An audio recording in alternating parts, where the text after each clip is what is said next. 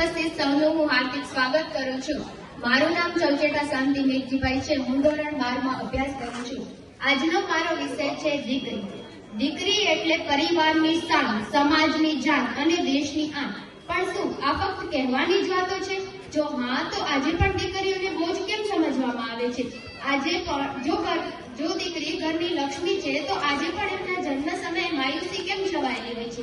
દીકરી ફક્ત એક સંતાન નથી, પરંતુ એક બહેન, એક પુત્રી, એક માતા અને પરિવારનું એક મજબૂત સ્તંભ છે।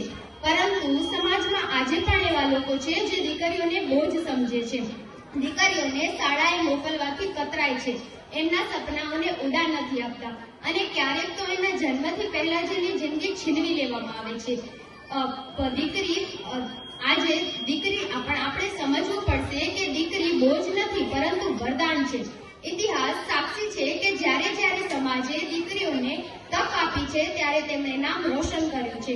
સુનીતા વિલિયમ્સ, કલ્પના ચાવડા, રાણી લક્ષ્મીબાઈએ દુનિયાને બતાવ્યું છે કે જો દીકરીઓને તક આપવામાં આવે તો એ કોઈનાથી ઓછી નથી। આજે દીકરીઓ હર ક્ષેત્રમાં પોતાનું યોગદાન આપી પોતાનું નામ રોશન કરે છે। जिम्मेदारियों का बोझ परिवार पर पड़ा तो ऑटो रिक्शा, ट्रेन को चलाने लगी बेटियां। साहस के साथ अंतरिक्ष तक भेंट डाला, युद्धक विमान भी उड़ाने लगी बेटियां। और कितने उदाहरण ढूंढ कर लाऊं, हर क्षेत्र शक्ति आजमाने लगी बेटियां। वीरों की शहादत में अर्थी को कांधा दे, अब शमशान तक जाने लगी बेटियां। घर में बटाकर हाथ रहती है माँ के पास, पिता की समस्त बाधाएं हरती है बेटियां। मन में सहमती है, डरती है बेटियां। 2 लफ्ज बोलने से पूर्व सोचती है खूब, बेटे हो उद्दृढ़ भले, दुखा दे आपका दिल, कष्ट सह कर भी धैर्य धरती है बेटियां। आज ये ज्वलनशील प्रश्न सबके लिए है, क्यों नित्य प्रतिदिन कोख में मरती है बेटियां? क्यों नित्य प्रतिदिन कोख में मरती है बेटियां? हाँ, मैं भी एक बेटी हूँ। मत मारो मुझे कोख में लोगो, इस धरती पर आने दो। मुझसे मेरा हक न छीनो, कुछ करके दिखलाने दो। पढ़ लिख कर परिवार का मैं भी यूं सम्मान बढ़ाऊंगी। बेटी हूँ तो क्या, बेटों से ज्यादा फर्ज निभाऊंगी। माना कठिन डगर है मेरी, पर मंजिल पर जाऊंगी। मुझसे मेरा हक न छीनो, भद्रकाली बन जाऊंगी। मुझे बनाया परमेश्वर ने, मैं भी राज दुलारी हूँ। सुनो जरा, कमजोर नहीं, धकती हुई चिंगारी हूँ। छेड़ो मत तुम जल जाओगे, मैं दुर्गा में काली हूँ।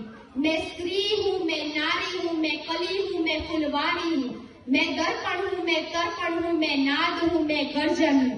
मैं बेटी हूँ, मैं माता हूँ, मैं बलिदानों की गाथा हूँ। मैं द्रौपदी हूँ, मैं सीता हूँ, मैं ही श्रीमद् भगवद गीता हूँ। આજની દીકરીઓ હર ક્ષેત્રમાં પોતાનું નામ રોશન કરી પોતાનું યોગદાન આપે છે। ઓપરેશન સિંદૂર જેવા મિશનમાં પણ પોતાનું યોગદાન આપે છે। મહિલા અધિકારી કર્નલ સોફિયા કુરેશી અને ભારતીય વાયુસેનાના વિંગ કમાન્ડર મિમિકા સિંહ કે જેમણે ઓપરેશન સિંદૂરમાં પોતાનું યોગદાન આપી દુનિયાને ભારતીય સેનાની તાકાત અને સ્ત્રીઓની ક્ષમતાઓનો પરિચય કરાયો છે। જો આજની દીકરીઓ પોતાના પરિવારની જવાબદારીઓ ઉઠાવી અને પોતાના સપના પૂરા કરવા એ બંને કાર્ય સાથે કરી શકતી હોય તો શું આપણે તેને એક તક પણ ના આપી શકીએ?